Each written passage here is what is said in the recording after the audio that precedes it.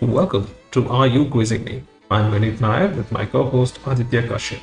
This is a quizzing trivia podcast show. Join us as we dive deep into history, science, sport, pop culture, and so much more. Let's get quizzing.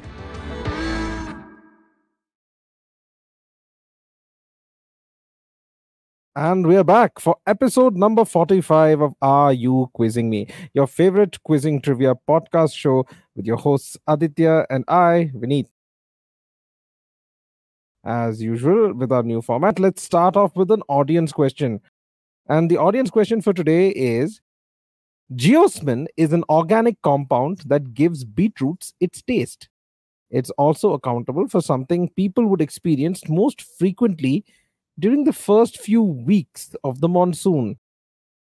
What else, apart from the taste of beetroots, is geosmin accountable for? I will reveal the answer to this question at the end of today's episode. And now, the time that we all wait for in every episode, Aditya's magical question. So, Aditya, what is your question that you had asked at the end of last week's episode, to which you will now make up an answer for? Vineet, I do not appreciate the insinuation that my answers are not somehow linked to facts, even though that is a fact that they are not. I dislike the assertion of it. Having said that, the question last week was about the origins of the word Oreo, the biscuit Yes. Oreo.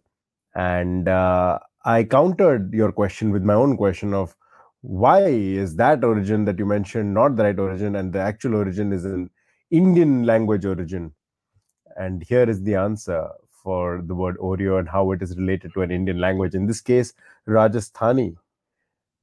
There was once a hot summer's day in Jaipur, and there was a young child who had recently acquired a biscuit and was looking forward to consuming it, except that in some part of the day-to-day activity, he lost track of where he kept his biscuit, and he was very flustered. So after trying to search for it for quite a while, he goes up to his mother and he says, "Mara biscuit kathe gayo?" And his mother says, "Oreo." And that is how the biscuit Oreo was named, Vineet. I bow down to your genius, because that literally was a genius. I had no idea how you were going to wriggle out of, how to make Oreo from an Indian language, but you have done it. And with a story and character work along with it. Take a bow, Oh, Aditya. I shall.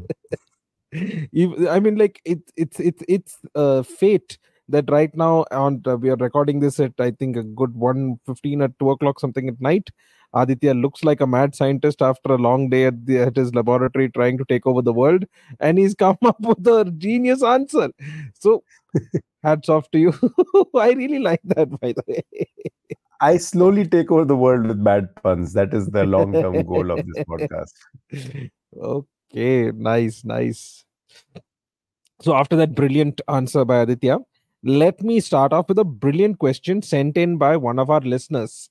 So the listener who sent it in is Dr. Praveen from Kottayam. And his question goes as follows. Ignaz Semmelweis was born in 1818 and completed medicine in 1844. He then joined in obstetrics and gynecology at Vienna General Hospital in 1845. He was shocked to find that the mortality in the clinic where doctors undertook the delivery was much higher compared to the rates in clinics where midwives and nurses undertook delivery. He proposed a theory as to the cause of this high mortality rate, which was almost universally rejected. He was dismissed from the hospital for political reasons and harassed by the medical community in Vienna, being eventually forced to move to Budapest.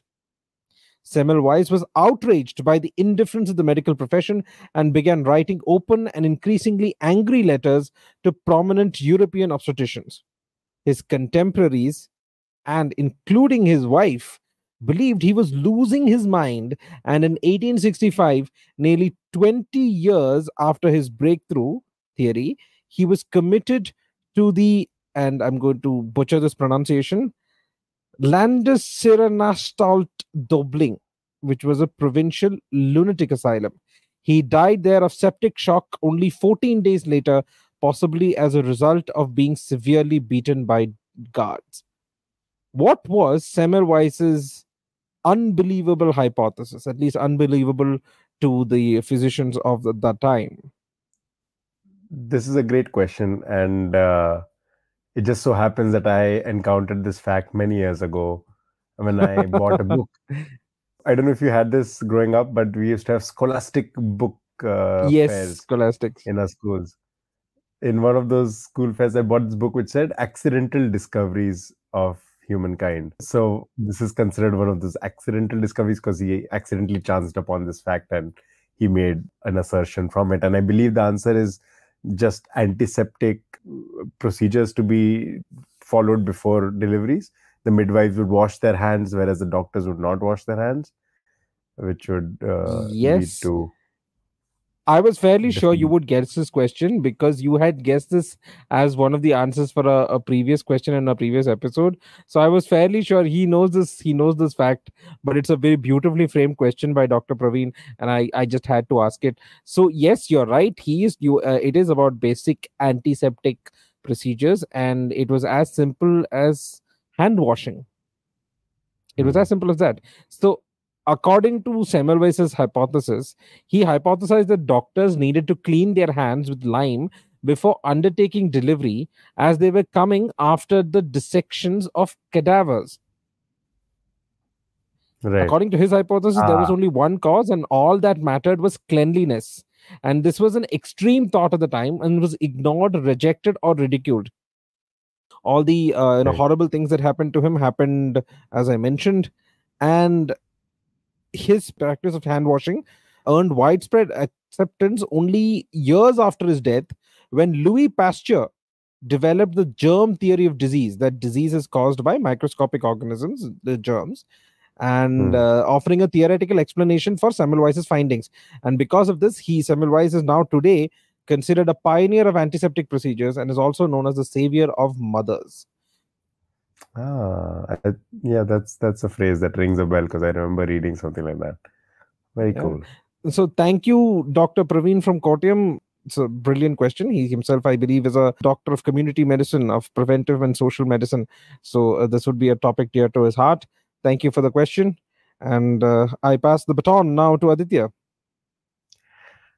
I do have an audience question to ask, but before I do, your question reminded me of a piece of trivia, so I'm going to ask you that first.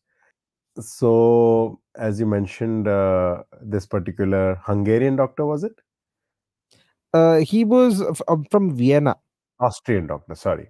Okay, so the Austrian doctor that you mentioned, it was recognized much later, and you mentioned the name Louis Pasteur, which is, of course, remembered today as pasteurization, used in the context of milk specifically. There is another very famous doctor associated with this particular field, and this was in the field of surgery. This doctor is a British surgeon, actually, and he was a surgeon, a medical scientist, a pathologist, and a pioneer of antiseptic surgery and preventative medicine. Okay. I see you smiling. I feel like you already know the answer to my question. No, because it just suddenly hit me that when you said pathologist, if I don't get this now, it's going to be really horrible. Oh, yes, Vineet, your reputation is on the line. Okay. This particular doctor, he was active in the late 19th century, and he passed away in 1912. And he basically is credited with having done a lot for the field of surgery, especially in the space of antiseptic surgery and practices. His name is immortalized today, just like Louis Pasteur is immortalized as pasteurization. Can you take a guess without me giving any more hints? This is pretty vague at this point, but can you take a guess as to? I think I know this. This is Joseph Lister, and he's immortalized in Listerine, which is a mouthwash, basically. Oh, there can be no questions raised as to Vineet's credibility as a pathologist. That was a very quick crack. Yes, this is Joseph Lister. as I mentioned, a British surgeon who pretty much pioneered a lot in the space of surgery and antiseptic surgery specifically. And when in, I believe, 1869, when 1879, apologies, 1879, when Listerine antiseptic was invented, the American inventor Joseph Lawrence decided to name it Listerine to honor Joseph Lister. That's where we get the name. Nice. I can just say I'm very relieved that I got that one. So I'll ask you another question, completely different from what we've been talking about in medicine and whatnot. So, you know about area phone codes in the US, right? So if you ever watched a movie, they always start with 555, right? It's one of those codes. So they don't want to use actual telephone numbers. So from time immemorial, Hollywood has used 555 as the area code in any phone number that you see in your movies from Hollywood. This is something related to phone codes. I was just giving that as an introduction. Originally, the area phone code 321 was meant for suburban Chicago. However, after a successful petition by Robert Osband, Brevard County got the area code of 321. Why was this area code given to Brevard County? So there was a petition, and the petition was successful, and they got the area code 321. Yes, 321 was meant for a suburban Chicago, and after a successful petition, it got shifted to Brevard County. I don't have any context, but 321 makes me feel like, did it have anything to do with the race starting or with the launch of a rocket or something? Okay, you're very warm. Okay. So why would it have been given to Brevard County? I'm assuming there's a famous countdown that happened there, and the only thing I can think of is something to do with Apollo space missions or space missions. Yes. So what place? I'm trying to remember the name of that famous launch point that a lot of these rockets were launched from. So you've got the basic quizzing funda, to put it in Indian terms, but I was just looking to see if you can identify the name of the place from which these rockets are launched. I want to say, again and again, Bikini Atoll is coming to mind, and I know that's not the right answer, because that has to do with the atom bomb. The nuclear tests. The nuclear test, yes. Is it the Kennedy Space Launch? The Kennedy Space Center is where? Again, I'm looking for the name of the geographical name of the place. And again, now I'm thinking of Men in Black, because there is a scene in Men in Black when they're there. Yes, in Men in Black 3. Yes, you're right. Wow, I can only think of pop culture reference. I cannot think of the actual place. So the name you were looking for was Cape Canaveral. Cape Canaveral, of course. Yes.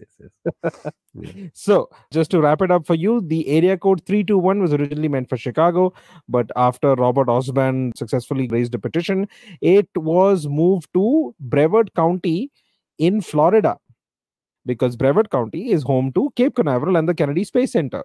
And the committee agreed that Robert Osband's argument that the area code 321, which would signify liftoff, was more suited for Brevard County than somewhere in Chicago. So hit me with your question. So now we go to the audience question that was proposed by Mr. Rupesh. He posed a question a couple of weeks ago, and he has decided to send us another question. So thank you, Rupesh. Nice. I think last time you pointed out how I promised you a verbatim question and I didn't ask it verbatim.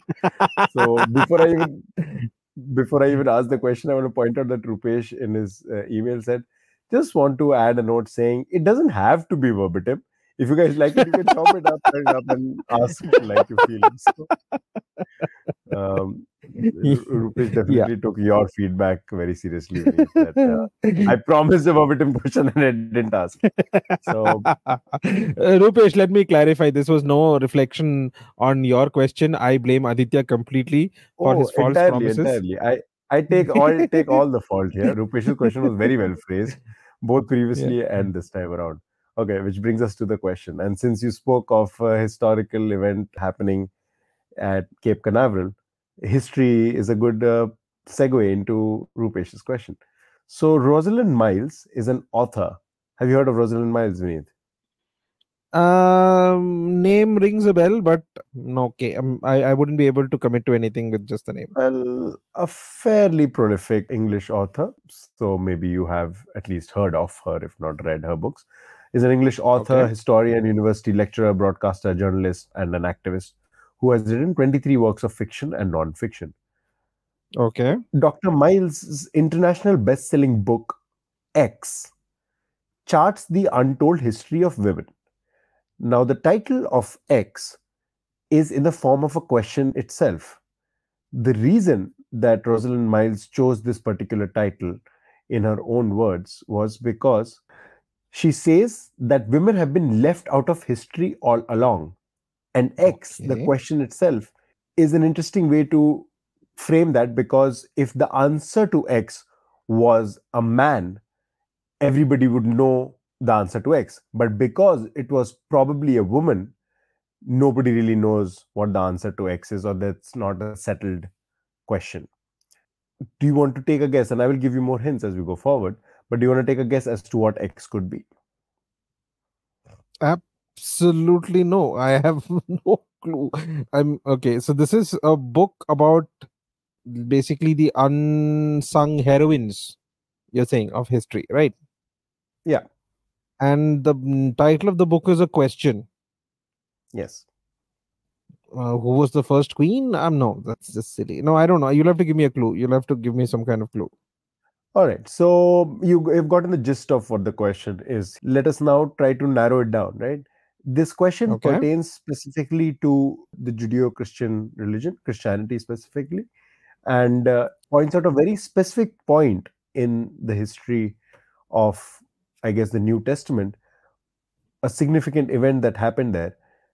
And it poses the question, who was responsible, and I put responsible in quotes there when I say it, who was responsible for that event, or who was the one who facilitated that event, in a way you could phrase it. And that Is is it what something X like is. regarding Mary Magdalene, or who married Jesus, or something? I don't know. Because So let me when you say actually, the New Testament and unsung women, from that, the classical figure from that would be Mary Magdalene, made famous through, Holy Blood and Dan Brown. And fantastic guess over there. But let me actually try to be a bit more specific about what the question is, what the trivia is over here. The trivia is the Okay. fact that this question itself, X, which is in the form of a question, right? A who question. It's a who question. And the answer to X, if it had been a man, that man would be very famous. And because it was probably a woman, we today don't know who that person is, or the answer to that question is. So I'm So you're asking you saying not it's who the person is. I'm not asking you okay. who the person is. I'm asking you what the question is, which is the title of And it's a who question, as Rosalind in Miles' who book. something something. Yeah. You said New Testament and something that's pivotal event in the New Testament, right? Yes. Is it the wedding at Cana? No. Okay. I mean, so I'm just trying to get the event, so then it might become it's a New Testament. There's so many. Agreed. There are too many over there. So let me give you one more Yeah. hint on top of it. Something which is Okay. immortalized in art, and I mean visual art. Aditya, you do realize that half of Renaissance art was based off the Bible, and the remaining half was based off Greek and Roman legends. I'd argue that if you were to name 3 pieces of artwork from the Renaissance period which had to do with the New Testament, this would feature in the top 3. Okay. New Testament. That rules out Michelangelo's Sistine Chapel. The Pieta. The statue, the Pieta. The Last Supper. Yeah, What else? What else? before you go any further, Last Supper is the event in question. Now, can you just give me what the X is, what X is? I'm reminded of the last episode you told me. Thank you for taking me by hand toward the answer. This is exactly what I feel like right now. You're like pushing me, step by step towards the answer. Okay, so this is the Last Supper. So who Yeah. something at the Last Supper? Yeah. And it has to do with women. But there are no women on the Last Supper. Remember, I Who? used the words very specifically: who created or who facilitated or who made something happen, was how I prompted you towards the question X. So, who dash the Last Supper? Who dashed the Last Supper? Who catered the Last Supper?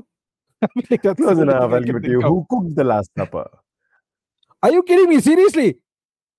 That is the name of the book. Yes, the name of Rosalind Miles's best-selling book actually is called I've "Who not Cooked read the this. I Last have to Supper." find this book. Yeah, I love the fact that it's such an intriguing question in and of itself. Who cooked the Last Supper? The Women's History of the World. That's the name of the book. And the reason that Rosalind Miles feels like if it had been a man who had cooked the Last Supper, we would probably all know the True. name of this person. That person might have even achieved sainthood or some level of very high recognition in the church itself. And because it was probably a woman who did it, we all are completely unaware of who this individual might have been in history, in a very important pivotal moment in one of the largest religions on earth. And we do not know You know, because it might have been a woman. now this is a very pertinent one because twice in my life I've gone down a rabbit hole between the Last Supper and the Holy Grail. Once was when I saw Indiana Jones and the Last Crusade, right, in which the MacGuffin is the Holy Grail, and the second Hmm. time was after I read the Da Vinci Code, and then I went Hmm. back and read the Holy Blood, Holy Grail, and all, and I Hmm. went through this kind of rabbit hole, reading up all the theories and things and analysis of the painting. To be honest, it never once occurred to me that somebody must have cooked the meal for them. Okay. This question was thanks to Rupesh. And once again, Rupesh, you have sent us a cracker of a question. Thank you so much. And Yes, please keep sending questions. and Aditya, thank you for Any. gingerly hand holding me towards the answer. No, it was a lovely piece of trivia. And I had to make sure that you got there because that would, otherwise, we would not be doing justice to this great question. So, yay. All right, Vineet, your turn. Okay, so in 1975, Roderick Thorpe saw the movie The Towering Inferno. The movie is about a skyscraper that catches fire. Later that night, with the plot of the movie fresh in his mind, Thorpe dreamt of a man being chased through a skyscraper. He converted that into a novel called Nothing Lasts Forever. Prior to this, Roderick Thorpe had written a novel in 1968 called The Detective, which was made into a movie in 1968 starring Frank Sinatra. So when the time came to adapt Nothing Lasts Forever into a movie, he wanted it to be a sequel to the movie The Detective, which was starring Frank Sinatra. The movie was supposed to take place 4 decades after the events of The Detective. So Sinatra by that time was of that age, so they approached him, but Sinatra said no. The role, after being offered to some of the biggest action stars of the decade, went to a TV actor, and the role catapulted him to fame. Which movie, which actor? The book's name is Nothing Lasts Forever. Yippee-ki-yay. I knew it. I could see that smirk on your face when I was reading out the question, and I knew you knew this. Yes, elaborate and elucidate for our audience, Aditya. The reason I know this is because perhaps I've heard of this trivia slightly differently. From what I Okay. remember reading, was that the producers were contractually obligated to ask Frank Sinatra first. And Okay. they did so out of that contractual obligation. And Frank Sinatra obviously turned the role down of John McClane, which went to Yes. Bruce Willis. And that is how we have the iconic Die Hard. The best action movie of the 20th century. Let's be honest. Oh, that's a bold claim to make. The best action movie. Yes. Okay, okay. Yeah. I mean, like, it is a flawless action movie. It's got great one liners, it's got great practical effects. It's not CGI, almost of all of it is practical effects. It's got a great charismatic lead. The action is practically non-stop from the beginning to the end. And like all great movies, it's set during a holiday. So it's a Christmas movie. It is a great Christmas movie that I would have to give to you. Yes. Yeah. So, to give a little bit of context, the original novel called The Detective, the first book that I was talking about, Rodberg, he created a detective by the name of Joe Leland. So, when he wrote the sequel book, which is Nothing Lasts Forever, he also featured Detective Joe Leland.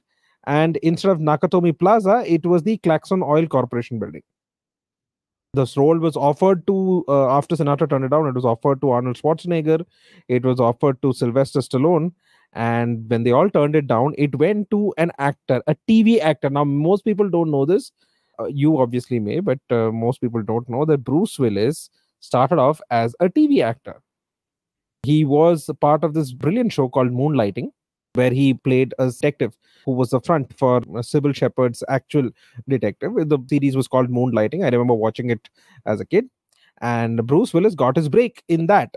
But he was considered a TV actor, and his occasional forays into movies turned out to be flops until he took up Die Hard.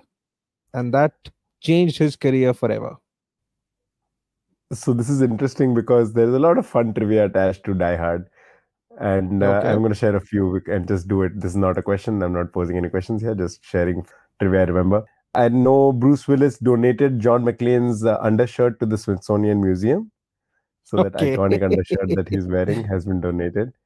There is a very iconic scene between Bruce Willis and Alan Rickman when they first meet.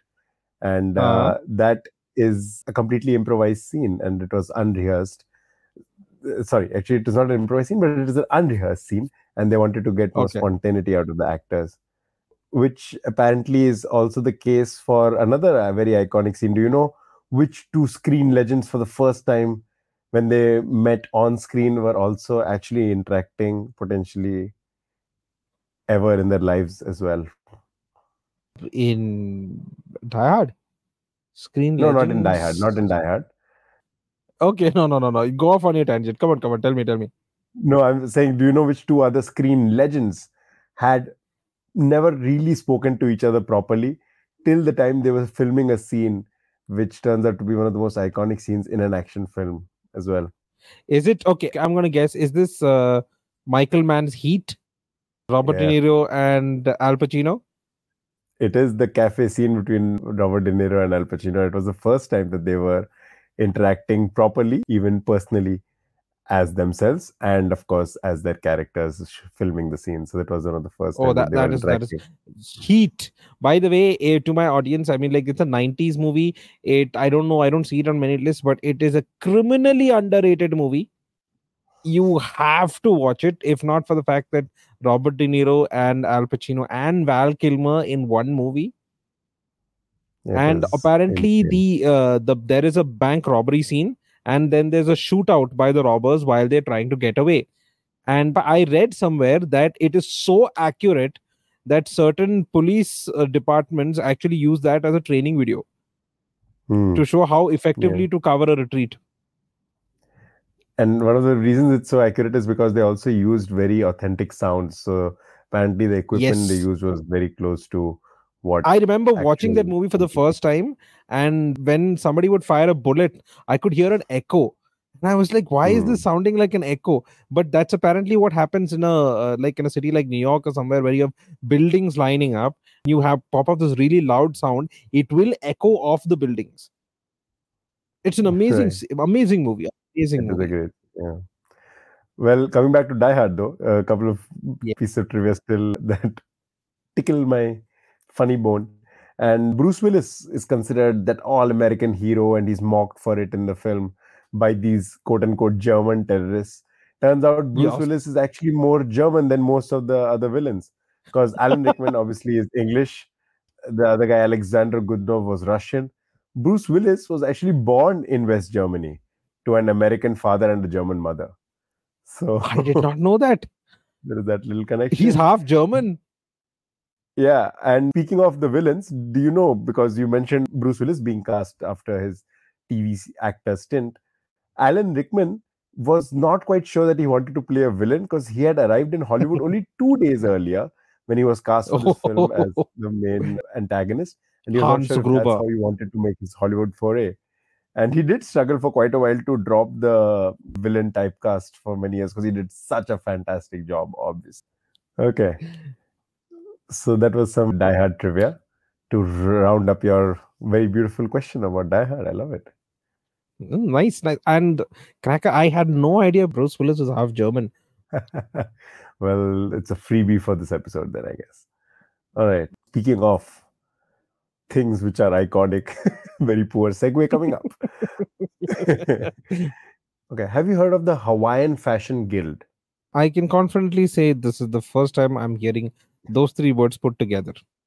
Okay, I've started asking this at the beginning of questions because there are so many questions that I would just give you those keywords and I already know the piece of trivia attached to it. So just want to ensure at the beginning of my questions.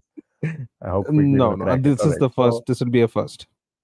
I love that. All right. Okay. So Hawaiian Fashion Guild, as the name suggests, is a fashion guild based in Hawaii.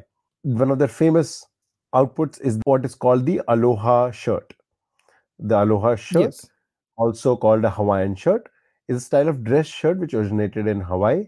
They're usually collared and button down dress shirts, usually short sleeved and made from printed fabric. They are traditionally worn untucked, but can be tucked into waist of trousers. They are worn casually or as an informal business attire in Hawaii, and it is pretty iconic of the Hawaiian culture.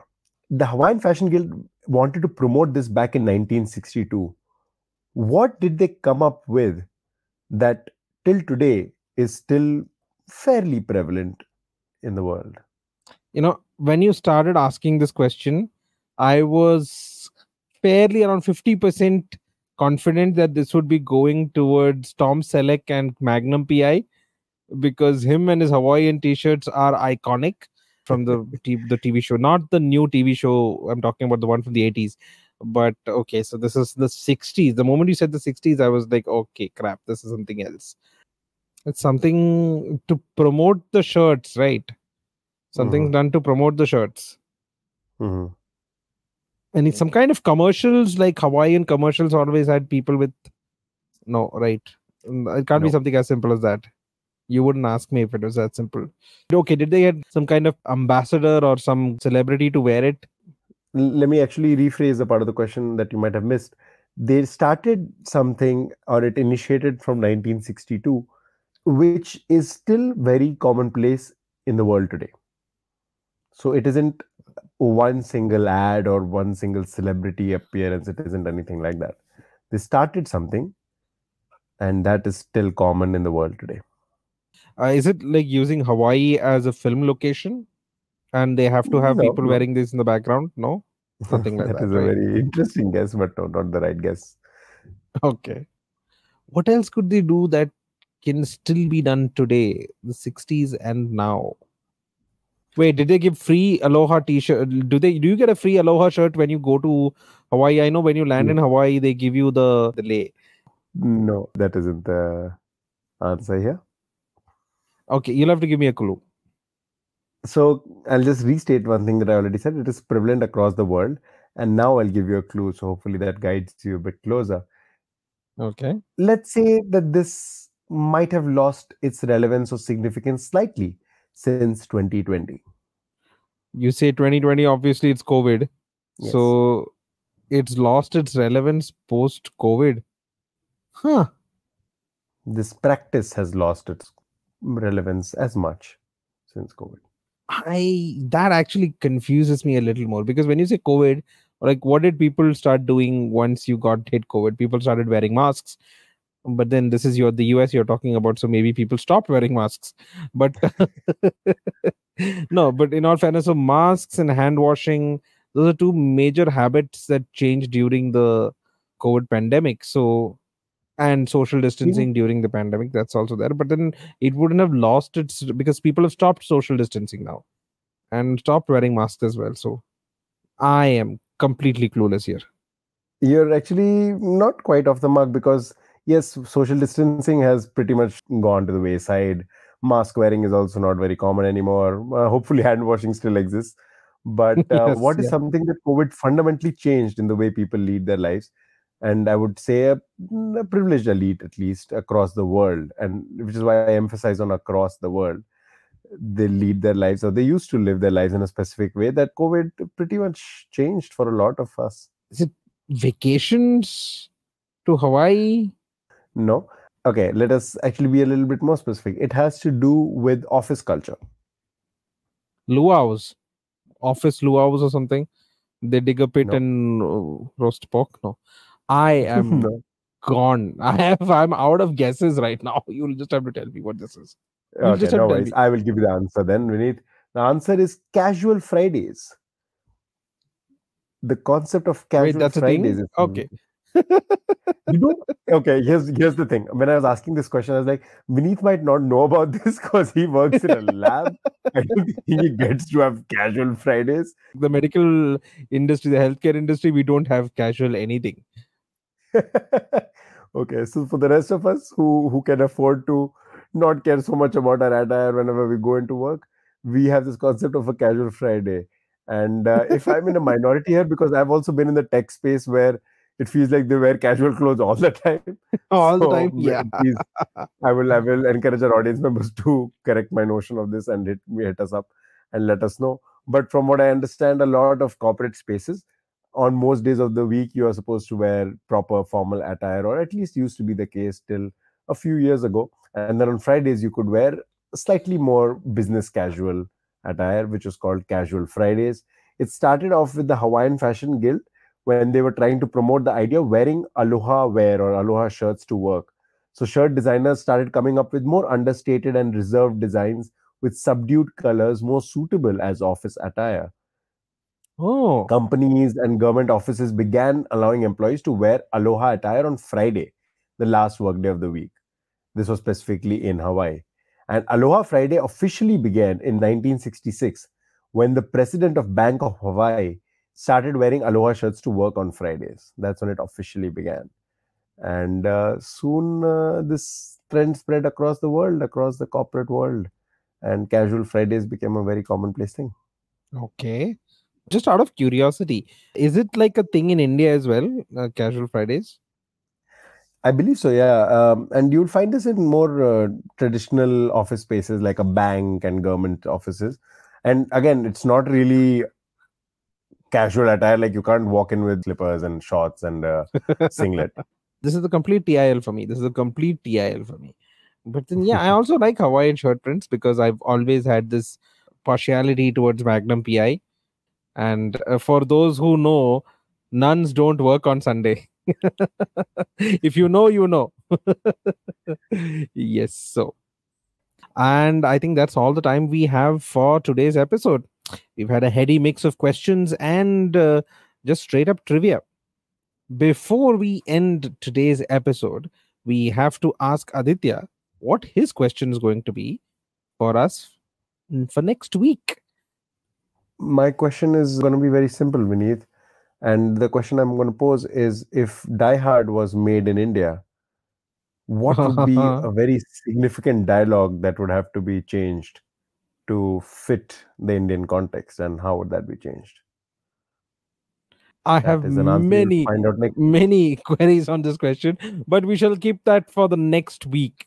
For next week. So let me now answer the question that I had asked at the beginning of the episode, the audience question. Hopefully, some of you may have guessed the answer, but I'll repeat the question now. Geosmin is an organic compound that gives beetroots its taste. It's also accountable for something people would experience more frequently during the first few weeks of the monsoon. What else, apart from the taste for beetroots, does geosmin account for? Aditya, do you have a guess? Only because you said the first few days of monsoon, I'm guessing petrichor, the smell of the Yes. first rain. Yes. So geosmin literally means earthy smell. As in, if you may have heard osmin, so geoosmin is earthy smell. So it is responsible for the smell of petrichor. Petrichor is the smell of earth just after the first fresh rains. So yes. And for those who did not know, there is actually a perfume, an attar called Mitti Ki Khushbu, which is available, I believe, from Aditya's home state.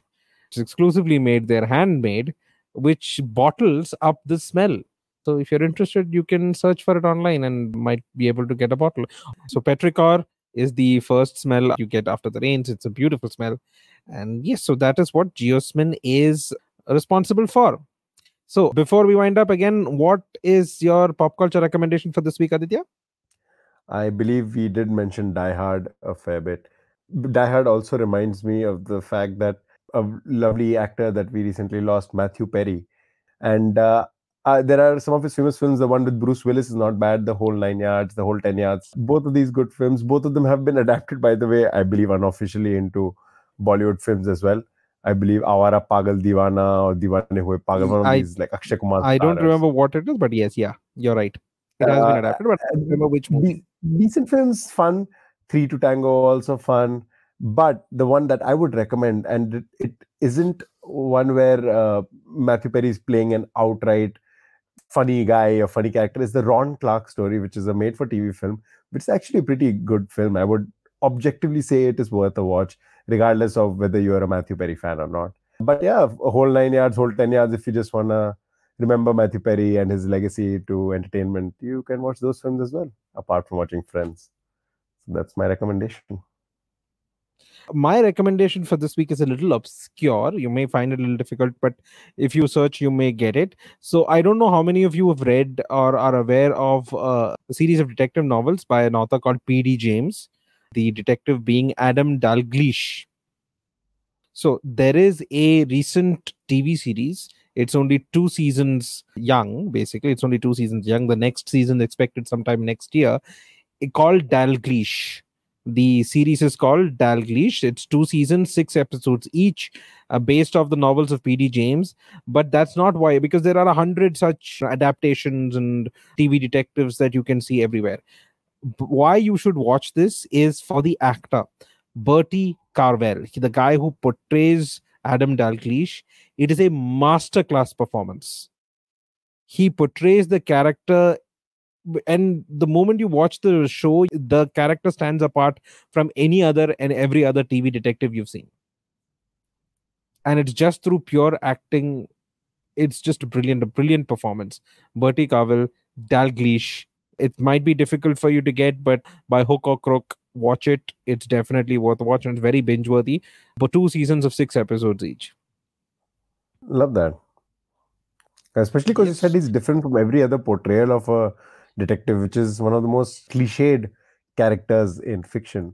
So yes, yeah, see, the thing is, the reason I like the Dalgleish novels is because the detective here, Adam Dalgleish, is a poet.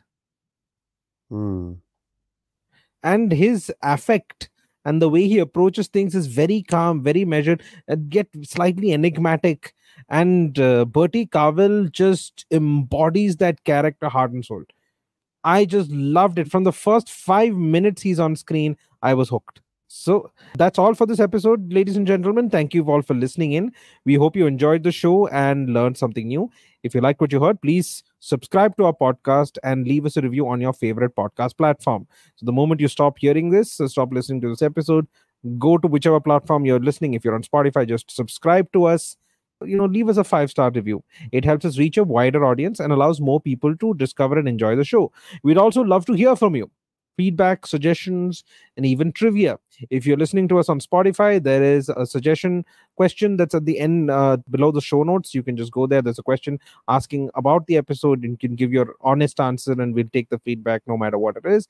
You can send us questions. As you notice, 2 people have already sent us questions for this episode. Similarly, if you have a question that you want to be asked on the podcast, just send us an email at ruquizzingme@gmail.com. Just please make sure to keep the name of the person you want to ask the question in the subject lines. You can reach us out on Instagram at ruquizzingme. We appreciate your support and look forward to sharing more episodes with you in the future. Aditya will be back after the musical sting with the fact check. Thanks again for tuning in, and that's all from me. See you guys next week.